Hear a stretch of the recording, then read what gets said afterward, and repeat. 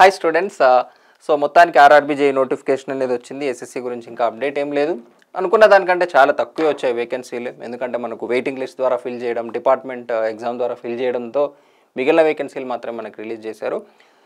So వచ్చినటువంటి notification మంచి notification serious ఆస్పిరెంట్స్కి ఎంతవరకు అవకాశం ఉంటుంది, లాస్ట్ టైం కట్ ఆఫ్తో పోల్చుకుంటే ఈసారి పెరిగే అవకాశాలు ఉన్నాయి, తగ్గే అవకాశాలు ఉన్నాయా, సో వీటన్నిటి గురించి మాట్లాడతాను.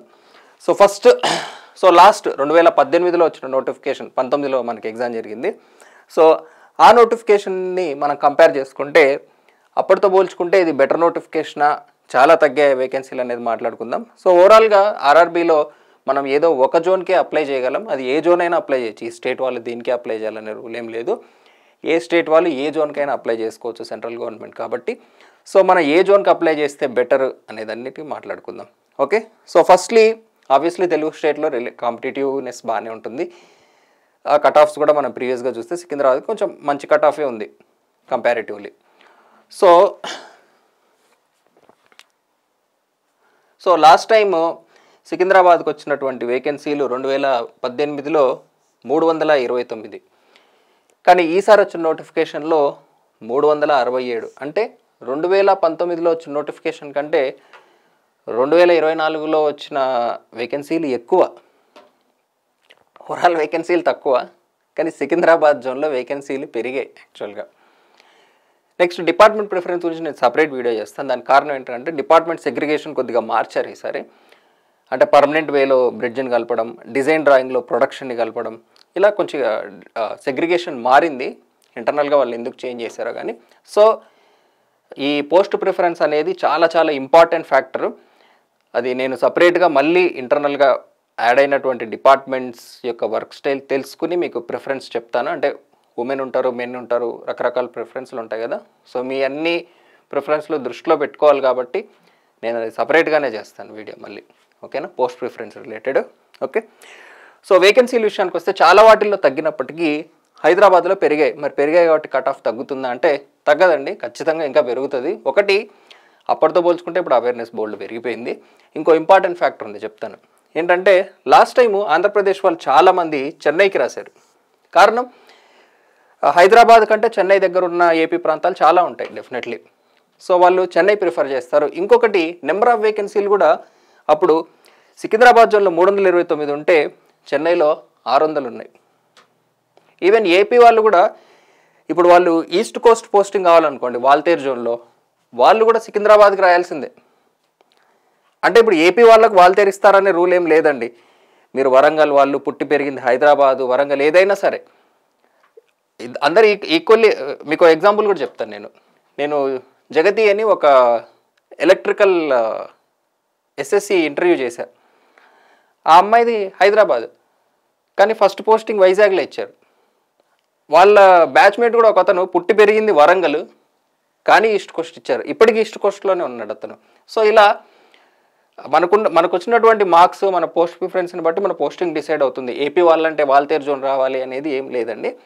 సో మనకున్న ఈస్ట్ కోస్ట్ బెల్ట్ ఏదైతే మనకు ఒరిస్సా అండ్ ఒరిస్సా నుంచి మనకి వాల్తేరు జోన్ వరకు వస్తుంది కదా.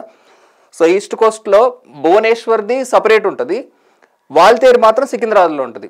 అదంతా ఈస్ట్ కోస్టే, బట్ ఈ భాగానికి మాత్రం సికింద్రాబాద్ నుంచి రాయాల్సి ఉంటుంది అనమాట మీరు. ఓకే, సో మీకు వాల్తేరు డివిజన్ రావచ్చు, సౌత్ సెంట్రల్ కూడా రావచ్చు. సౌత్ సెంట్రల్ అంటే మళ్ళీ హైదరాబాద్ వస్తుందని ఏం లేదు, వరంగల్ రావచ్చు, ఇంకెక్కడైనా రావచ్చు. South central anywhere you can get placed. So ఇది కూడా గుర్తుపెట్టుకోండి ఏపీ వాళ్ళు. ఓకేనా, ఇది కూడా కొంతమంది అడిగారు కాబట్టి చెప్తున్నాను. ఓకే, సో తర్వాత ఏపీ వాళ్ళు ప్రిఫర్ చేసే next best place Bengaluru zone. అంటే బార్డర్స్ వాళ్ళ హోమ్ టౌన్కి అప్ అండ్ డౌన్ చేసుకునే, అప్ అండ్ డౌన్ అంటే అదే నా ఉద్దేశం, పండగలకు కానీ ఎప్పుడైనా రావాలనుకున్నా ఈజీగా వచ్చే ప్లేస్లు జనరల్గా ప్రిఫర్ చేసుకుంటారు. సో ఇందులో కూడా లాస్ట్ టైం 263 ఉంటే ఈసారి 182. లాస్ట్ టైం ఇక్కడ 600 ఉంటే ఇక్కడ 138. సో మ్యాక్సిమం ఏపీ స్టూడెంట్స్ ఇక్కడ అప్లై చేయకపోవడానికే ఛాన్స్ ఎక్కువ ఉంది, ఇక్కడ కూడా అప్లై చేయకపోవడానికి ఛాన్స్ ఉంది. So overall what ever the traffic, అక్కడికి వెళ్ళే ట్రాఫిక్ ఎవరైతే మంచిగా చదివే ట్రాఫిక్ ఏదైతే ఉంటుందో వాళ్ళు కూడా ఈసారి ఆబ్వియస్లీ సికింద్రాబాదే చూస్ చేసుకోవడానికి ఎక్కువ అవకాశం ఉంది. సో అవేర్నెస్సే కాకుండా నెంబర్ ఆఫ్ అప్లికెంట్స్ కూడా సికింద్రాబాద్ వైపు రావడానికి చాలా అవకాశం ఉంది. అండ్ చాలా వాటితో పోల్చుకుంటే వేకెన్సీలు పెరిగిన one of the very few zones Secunderabad ఈసారి. సో డెఫినెట్లీ కాంపిటీషన్ అనేది సికింద్రాబాద్కి ఈసారి గట్టిగానే ఉంటుంది. ఓకే, ఆల్మోస్ట్ 2 రాష్ట్రాల వాళ్ళు నాకు తెలిసి సికింద్రాబాద్ మీదే పడతారు అనుకుంటున్నాను చాలా వరకు. మెయిన్ ఏంటంటే చెన్నై కొంచెం కన్సిడరబుల్ ఉంటే కొద్దిగా అటు వెళ్ళేవాళ్ళు నాకు తెలిసినంత వరకు. బట్ అది తగ్గిపోయింది కాబట్టి ఇటు వస్తారు అనుకుంటున్నాను. ఓకే, అలా కాదు మాకు ఏ స్టేట్ అయినా పర్వాలేదు అనుకున్న వాళ్ళు ఇంకా అహ్మదాబాద్లో కూడా కొంచెం కట్ ఆఫ్లు తక్కువే ఉంటాయి అండ్ కాస్త పెరిగాయి ఖాళీలు కూడా. మీరు చూస్తే అహ్మదాబాద్ కట్ ఆఫ్ కొంచెం తక్కువ ఉంటుంది, ఎందుకంటే అక్కడ ఈ బిజినెస్ ఓరియంటెడ్ పీపుల్ ఎక్కువ ఉంటారు గవర్నమెంట్ జాబ్ కంటే కూడా. సో అది కూడా వన్ ఆఫ్ ది రీజన్ ఈ అహ్మదాబాద్. నెక్స్ట్ త్రివేంద్రం కూడా కొంచెం తక్కువే ఉంటుంది కానీ పోస్టులు చాలా తక్కువ ఉన్నాయి. సో మీకు కావాల్సినటువంటి డిపార్ట్మెంట్లు మేబీ ఏమైనా ఎక్కడైనా ఆ ప్రీవియస్ కట్ ఆఫ్లు తక్కువ ఉండి మీకు కావాల్సినటువంటి సిటీ సైడ్ ఏమైనా ఉంటే ట్రై చేస్తే చేయొచ్చు మీరు. ఓకే, మాకు గుజరాత్ అయినా పర్వాలేదు, ఎక్కడైనా పర్వాలేదు, మాకు డిజైన్ ఇప్పుడు డిజైన్ అండ్ డ్రాయింగ్ ఉంది అనుకోండి, జనరల్గా సిటీ పోస్టింగే వస్తుంది కదా అటువంటివి. సో అటువంటివి ఏమైనా కన్సిడరబుల్ ఉండి మిగతా సిటీస్ మీకు ఏమైనా ఓకే, ముంబై కూడా 595 to 428. సో కట్ ఆఫ్ చూసి ఒకవేళ ఇక్కడ కాంపిటీషన్ ఎక్కువ ఉండే అవకాశాలు ఉన్నాయి కాబట్టి మేము ఇటు అప్లై చేసుకుంటాం అనుకున్న వాళ్ళు అటు కూడా అప్లై చేసుకోవచ్చు. ఓకేనా, సో ఇది మనం కన్సిడర్ చేయాల్సినటువంటి చాలా చాలా ఇంపార్టెంట్ ఫ్యాక్టర్స్ ఇవి వేకెన్సీస్ అనేవి. ఓకే, సో 367 అంటే డెఫినెట్లీ చిన్న నోటిఫికేషన్ ఏం కాదండి. ఇప్పుడు మన ఎస్ఎస్సి తీసుకోండి, 1000 పోస్టులకి ఎన్ని రాష్ట్రాలు పోటీ పడతాయి? ఈక్వల్లీ పోటీ పడతాయి. బట్ ఇక్కడ మనకే 367 వేకెన్సీలు వచ్చాయి. సో ఓన్లీ బార్డర్ స్టేట్సే ఎక్కువ పోటీ పడవచ్చు. ఈవెన్ తమిళనాడు లోకల్ వాళ్ళు కూడా మేబీ హైదరాబాద్ ప్రిఫర్ చేసే అవకాశం ఉంది, Bengaluru, whatever border cities, Maharashtra వాళ్ళు కావచ్చు. సో ఆ కాంపిటీషన్ కూడా పెరిగే అవకాశం లేకపోలేదు. ఓకే,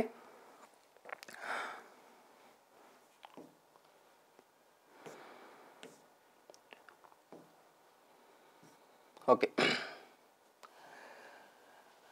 నెక్స్ట్ నోటిఫికేషన్లో important dates. So application opening date 30వ తారీఖు జూలై ఇచ్చారు. తర్వాత closing date 29th August. And మళ్ళీ మాడిఫికేషన్ కూడా ఛాన్స్ ఇస్తారు విత్ పేమెంట్, అది 8th సెప్టెంబర్. సో ఓవరాల్ ఈ అప్లికేషన్ ప్రాసెస్కి మనకు 8th సెప్టెంబర్ దాకా టైం అనేది ఉంది. ఇంకా ఇంపార్టెంట్ విషయాలు, లెవెల్ 6 పే అంటే మనకి ఎస్ఎస్సి జేఈతో సమానం అనుకోవచ్చు. బట్ మనకు ఎస్ఎస్సి జేఈ సిపిడబ్ల్యూడిలో దొరికేంత రెస్పెక్ట్ టైప్ ఆఫ్ పోస్టులు అయితే ఆర్ఆర్బీ జేఈలో లేవండి. బట్ వర్క్ వైజ్ కంపేర్ చేసుకుంటే ఎస్ఎస్సి జేఈ కంటే ఆర్ఆర్బీ జేఈ డిజైన్ డ్రాయింగ్లో అయితే వర్క్ చాలా తక్కువ ఉంటుంది. సాటర్డే సండే హాలిడే ఉంటుంది. పర్మనెంట్ వేలు అయితే మళ్ళీ వర్క్ చాలా ఎక్కువ ఉంటుంది. సో ఎస్ఎస్సి ఆర్ఆర్బీ కంపేర్ చేయాలంటే అక్కడే డిపార్ట్మెంట్ వస్తుంది, ఇక్కడే డిపార్ట్మెంట్ వస్తుంది అనేది కంపేర్ చేసుకుంటేనే చెప్పగలం. కానీ డైరెక్ట్ ఇది బెటర్ అది బెటర్ అని చెప్పడం అయితే చాలా కష్టం. అండ్ మీ ప్రిఫరెన్స్లు ఏమున్నాయి అనేది కూడా చాలా ఇంపార్టెంట్. ఇందులో ఉన్న ఇంకొక పెద్ద అడ్వాంటేజ్ ఏంటంటే transfer is with in the zone. ఇప్పుడు ఎస్ఎస్సి అనుకోండి, మీకు ఇప్పుడు హైదరాబాద్ పోస్టింగ్ వచ్చినా కూడా నెక్స్ట్ నార్త్ ఈస్ట్ పోస్టింగ్ రావచ్చు. సో ఇంత వేరియేషన్ అనేది ఆర్ఆర్బీలో రాదు, అది ఒక అడ్వాంటేజ్ మనకు రైల్వేలో.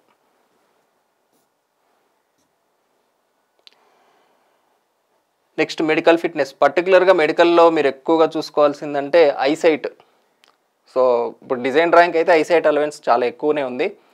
ఐ థింక్ ఈవెన్ లేసిక్ కూడా అలో ఉన్నట్టుంది. నేను ఆల్రెడీ వీడియో చేశాను ఈ టాపిక్ మీద, ఒకసారి చూడండి. మెడికల్ ఫిట్నెస్ రిలేటెడ్ మీరు అప్లై చేయాలనుకున్న పోస్ట్కి తగ్గ ఐసైట్ మీరు ఎలిజిబిలిటీ ఉందా లేదో చెక్ చేసుకోండి ప్రిపేర్ అయ్యే ముందు. నెక్స్ట్ 2 స్టేజెస్, CBT1 CBT2, ఇది మీకు తెలిసిందే. నార్మలైజ్డ్ మార్క్ కన్సిడర్ చేస్తారు. Negative marking 1/3. ఇవన్నీ జనరల్ ఇన్స్ట్రక్షన్స్. ఇది so A3, B1, B2, C1. So వీటన్నిటి గురించి కూడా నేను ఆల్రెడీ ఒక వీడియోలో ఎక్స్ప్లెయిన్ చేశాను. వీడియో లింక్ కూడా నేను డిస్క్రిప్షన్లో పెడతాను, ఒకసారి చూడండి. ఈ మెడికల్ ఫిట్నెస్కి సంబంధించింది ఏ పోస్టులకు మీకు ఏ ఫిజికల్ ఫిట్నెస్ ఉండాలి అనేది. అండ్ ఏజ్ విషయానికి వస్తే ఈసారి 36 years పెట్టారు, ముందు 33 ఉండేది. బట్ ఈ పర్టికులర్ నోటిఫికేషన్కి calculated as on 1st January 2025 18 to 36 years వరకు ఉండొచ్చు.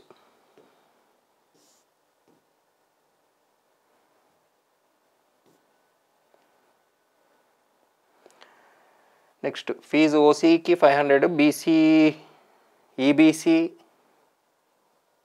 SC, ST, minorities or EBC 250 rupees. అది కూడా మళ్ళీ రీఫండ్ అయిపోతుంది మీరు CBT 1 ఎగ్జామ్ రాసిన తర్వాత.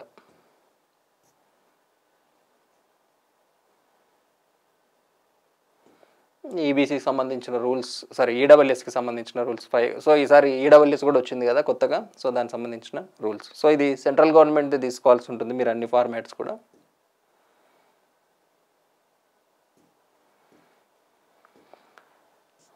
సో ప్యాటర్న్లో ఎటువంటి చేంజ్ లేదు, సిలబస్లో కూడా ఎటువంటి చేంజ్ లేదండి. First stage CBT. సో 90 నిమిషాలు 100 మార్కులు, maths, general intelligence, awareness, science 100 మార్కులు 90 నిమిషాలు. CBT 2 విషయానికి వస్తే మనకు 150 మార్కులు 120 నిమిషాలు. బట్ CBT 2లో ఏంటంటే మనకు వర్చువల్ క్యాలిక్యులేటర్ కూడా ప్రొవైడ్ చేస్తారు. సో వర్చువల్ క్యాలిక్యులేటర్ ప్రొవైడ్ చేశారు అనగానే ఇంకా మనము మరి హై స్టాండర్డ్ క్వశ్చన్లు చేయాల్సిన అవసరం లేదు. విత్ వర్చువల్ క్యాలిక్యులేటర్ యావరేజ్గా ఒక క్వశ్చన్కి ఒక నిమిషం ఉందా, లేదు, ఒక నిమిషం కూడా లేదు, 1 నిమిషం అనుకుందాం మ్యాక్సిమం మీరు పెట్టేది. So within 1 minute with virtual calculator మీరు ఏ క్వశ్చన్ అయితే చేయగలరో అదే మన సిలబస్ అంతే. 1 minuteలో చేయలేకపోతే అది అవసరం కూడా లేదు మీకు. ఇవన్నీ టైం గేమ్స్ అండి అంతే.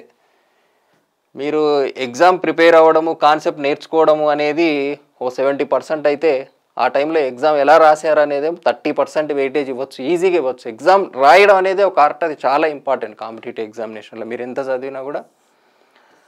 సో నార్మలైజేషన్ మార్క్ CBT 1కి ఆల్రెడీ మీకు తెలుసు. సో CBT 1 చేసిన తర్వాత 1:15 పిలుస్తారు. ఇది చాలా చాలా చాలా ఇంపార్టెంట్ పాయింట్ ఇప్పుడు నేను చెప్పబోయేది మీకు. ఆల్రెడీ పాత వీడియోలో చూసిండొచ్చు కావచ్చు. మీరు తీసుకునే పోస్ట్ ప్రిఫరెన్స్లు ఏవైతే ఉన్నాయో అవి CBT 2 స్కోర్ మీద కాదు, CBT 1 స్కోర్ మీద డిపెండ్ అవుతాయి. So CBT 1 cut off clear చేయడం రిలేటివ్లీ ఈజీనే అయినప్పటికీ కూడా మీరు CBT 1 ఎంత బాగా రాస్తే మీకు అంత అడ్వాంటేజ్ ఉంటుంది. ఎందుకంటే మీరు CBT 1 బాగా రాసి మీరు టాప్ ప్రిఫరెన్స్ తెచ్చుకున్నారనుకోండి, CBT 2లో ఆ డిపార్ట్మెంట్ కట్ ఆఫ్ మీరు క్లియర్ చేస్తే మీకు ఆ జాబ్ వచ్చేస్తుంది. అలా కాకుండా CBT 1 మీరు సరిగా రాయకుండా least preferred department cut off మాత్రం మీరు క్లియర్ చేస్తే తర్వాత మీరు ఇంకా బెటర్ మార్క్స్ తెచ్చుకున్నా సరే మీకు CBT 2లో ఇంకా బెటర్ మార్క్స్ తెచ్చుకున్నా సరే మీకు అదే డిపార్ట్మెంట్ వస్తుంది మళ్ళీ. సో మీకు రాబోయే డిపార్ట్మెంట్ డిసైడ్ చేసేది CBT 2 కాదు, CBT 1. ఎందుకంటే ఈ 1:15 అనేది డిపార్ట్మెంట్ వైజ్ పిలుస్తున్నారు. ఇది కూడా నేను ఆల్రెడీ మీకు ఇచ్చినటువంటి కట్ ఆఫ్లో మీకు క్లియర్గా తెలిసిపోతుంది. CBT 1 కట్ ఆఫ్ అనేది ఓవరాల్గా కాకుండా డిపార్ట్మెంట్ వైజ్ ఉంటుంది. అయితే ఇక్కడ మీకు డౌట్ రావచ్చు, మరి CBT 1 particular department cut off clear చేసి నెక్స్ట్ టైము ఆ డిపార్ట్మెంట్ యొక్క కట్ ఆఫ్ క్లియర్ చేయకపోతే జాబ్ ఉంటుందా పోతుందా అని. ఇది నాకు కూడా చాలా డౌట్. అంటే ఇప్పుడు మీరు ఒక ఏ అనే department CBT 1 cut off clear చేశారు, ఆ ఏ అనే డిపార్ట్మెంట్ CBT 2 కట్ ఆఫ్ మీరు క్లియర్ చేశారనుకోండి, మీకు ఆ జాబ్ వచ్చేస్తుంది. క్లియర్ చేయకపోతే అప్పుడు జాబ్ పోతుందా అంటే అప్పుడు వాళ్ళు నెక్స్ట్ ప్రిఫర్డ్ డిపార్ట్మెంట్ మీకు ఇవ్వడానికి ప్రయత్నం అయితే చేస్తారు, నెక్స్ట్ ప్రిఫర్డ్ డిపార్ట్మెంట్. బట్ మీరు వేరేది క్రాస్ చేసినా సరే ఫస్ట్ మీరు ఏదైతే క్లియర్ చేశారో అది ఆ పోస్టింగే ఇస్తారు. సో అది చాలా ఇంపార్టెంట్ మీకు. సో మీకు కావాల్సిన డిపార్ట్మెంట్ మీకు రావాలి అనుకుంటే మీరు పోస్ట్ ప్రిఫరెన్స్లో టాప్ ఏదైతే పెట్టుకుంటారో దాని కట్ ఆఫ్ మీరు దాటాల్సి ఉంటుంది కంపల్సరీగా. ఇది చాలా చాలా ఇంపార్టెంట్.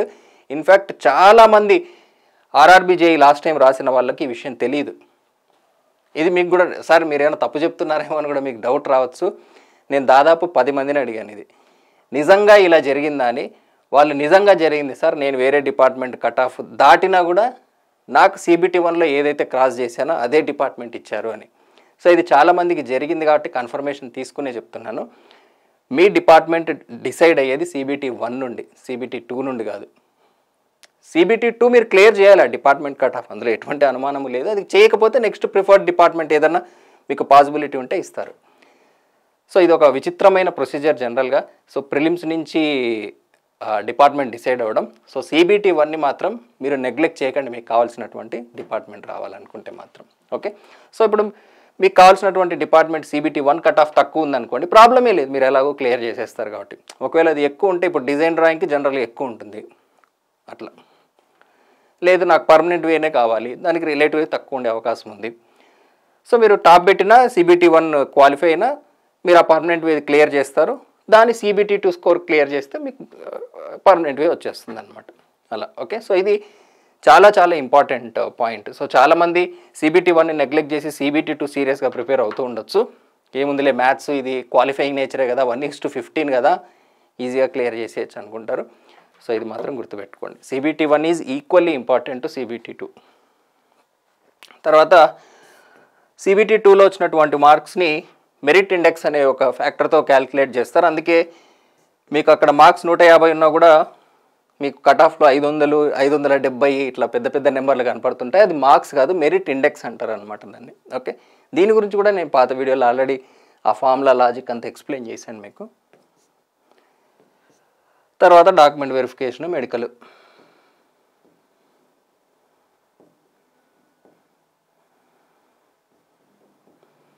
ఇంక ఇంపార్టెంట్ ఏమున్నాయి, సిలబస్.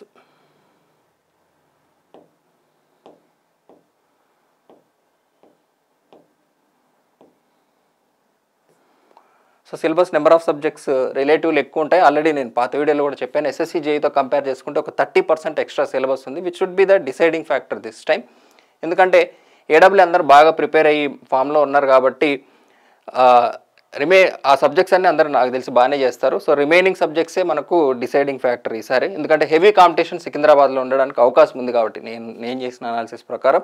సో ఇందులో ఈ ఇంజనీరింగ్ మెకానిక్స్లో ఏపీ వాళ్ళైతే ఇవి ఆల్రెడీ చదువుంటారు, ఎందుకంటే APPSC AEAWలో ఉన్నాయి ఇవి, బట్ TSPSC AEAWలో లేవు. ఫ్రిక్షన్ ఒకటి, సింపుల్ మిషన్స్ ఒకటి, మిగిలినవి మీకు TSPSC AERAWలో కలిపితే మిగిలిన ఉంటాయి. బట్ ఏపీ వాళ్ళకు డైరెక్ట్ AEAW సిలబస్లో కూడా ఉన్నాయి కాబట్టి మీరు ఆల్రెడీ ఇది చదివేసి ఉంటారు. ఇది కాకుండా ఇది ఒక extra syllabus, building construction procedure. ఇందులో బిల్డింగ్ మెటీరియల్స్లో కూడా కొన్ని మిస్లీనియస్ మెటీరియల్స్ ఉన్నాయి, substructure, super structure construction procedure, building finishes.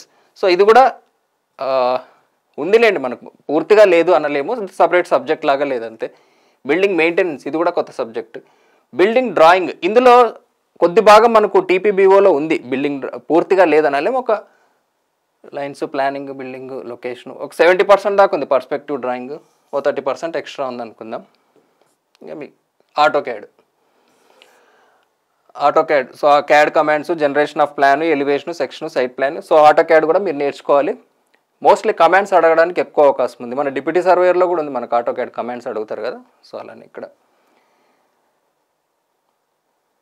Theory of structures, irrigation, design, transportation.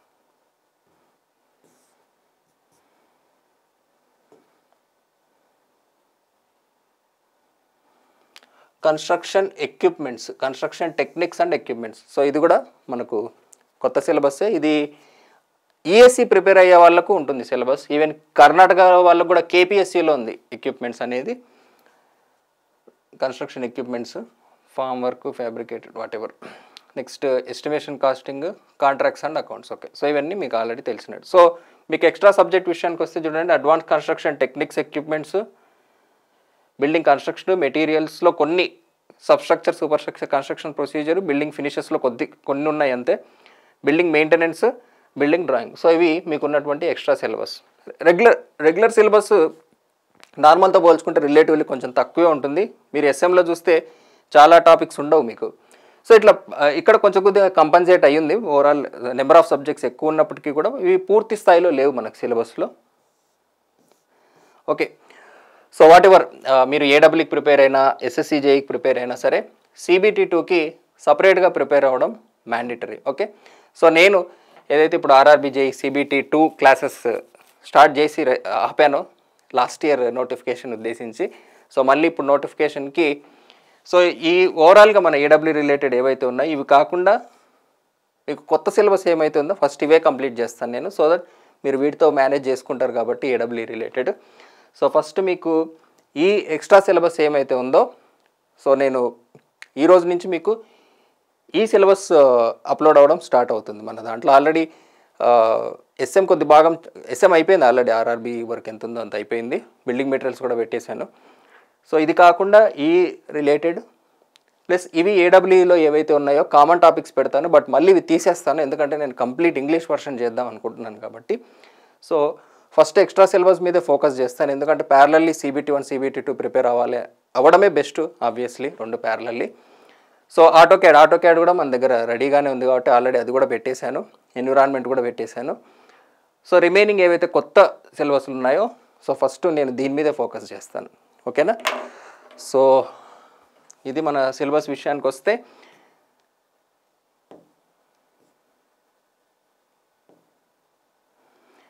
And ఈ కొత్త సిలబస్కి ఆల్రెడీ ఎగ్జిస్టింగ్ స్టూడెంట్స్ ఎటువంటి ఎక్స్ట్రా సబ్స్క్రిప్షన్ తీసుకోవాల్సిన అవసరం లేదు. మీ సబ్స్క్రిప్షన్ కంటిన్యూ అవుతే మన రూల్ తెలుసు కదా, సో జస్ట్ సబ్స్క్రిప్షన్ బేసిస్ కాబట్టి సో సబ్స్క్రిప్షన్ ఉన్నటువంటి వాళ్ళకు డైరెక్ట్గా యాక్సెస్ అనేది ఉంటుంది నేను చేసే లేటెస్ట్ వీడియోస్ అన్నిటికీ. సో ఇక్కడ మనం గమనిస్తే permanent way and bridge. So ప్రీవియస్గా ఈ బ్రిడ్జ్ అనేది సపరేట్గా ఉండేది, బట్ ఈసారి permanent way and bridge combine చేశారు. సో ఇందులో మీరు అర్థం చేసుకోవాల్సిన విషయం ఏంటి అంటే మీ పోస్టింగ్ పర్మనెంట్ వేలో వచ్చిన ఫ్యూచర్లో బ్రిడ్జ్లు కూడా ట్రాన్స్ఫర్ అయ్యే అవకాశం ఉంది, ఎందుకంటే ఈ డివిజన్ని కంబైన్ చేశారు కాబట్టి. సో మీ పోస్టింగ్ పర్మనెంట్ వేలో రావచ్చు, బ్రిడ్జ్లో రావచ్చు, ఫ్యూచర్లో ట్రాన్స్ఫర్ కూడా వచ్చే అవకాశం ఉంది, ఎందుకంటే 2 కంబైన్ చేశారు కాబట్టి. మేబీ బ్రిడ్జెస్ కూడా పర్మనెంట్ వే లింక్ ఉంటుంది కాబట్టి మేబీ వాళ్ళు అలా కంబైన్ చేసి ఉండొచ్చు. డిజైన్ డ్రాయింగ్కి ప్రొడక్షన్ యూనిట్ ఒకటి కలిపారు. సో ఇందుకే నేను ఇది ఫస్ట్ పెట్టాలనా లేదా అనేది, అసలు ఎన్ని వేకెన్సీలు ప్రొడక్షన్లోకి వెళ్ళే అవకాశం ఉంది, ఆ వర్క్ నేచర్ ఎలా ఉంటుంది అనేది ఒకసారి కనుక్కున్న తర్వాతే చెప్తాను. తర్వాత RRB వర్క్స్ R&D కలిపారు. వర్క్స్ మరి అంటే regular typical civil engineering site job అని చెప్పచ్చు వర్క్స్కి, అండ్ R&Dని కూడా కలిపారు దీంట్లో. సో ఇలా కొన్ని మార్పులు ఉన్నాయి. ఇంకోటి ట్రాక్ మిషను, అంతేనా? అంతే. ఇక్కడితో మన సివిల్ ఇంజనీరింగ్ పోస్టులు అయిపోయినాయి. సో వీటిల్లో ఏవైతే డిపార్ట్మెంట్స్ ఉన్నాయో వాటి వర్క్ నేచర్ అనేది నేను తెలుసుకున్న తర్వాత మీకు పోస్ట్ ప్రిఫరెన్స్ ఎలా పెట్టుకోవాలనేది నా ఒపీనియన్ అయితే చెప్తాను వర్క్ నేచర్ని బట్టి. సో మీకున్నటువంటి పరిస్థితులు మీ ఒపీనియన్స్ని బట్టి మీరు పోస్ట్ ప్రిఫరెన్స్ అనేది పెట్టుకోవచ్చు. ఓకేనా? So I wish you all the best. Thanks for watching.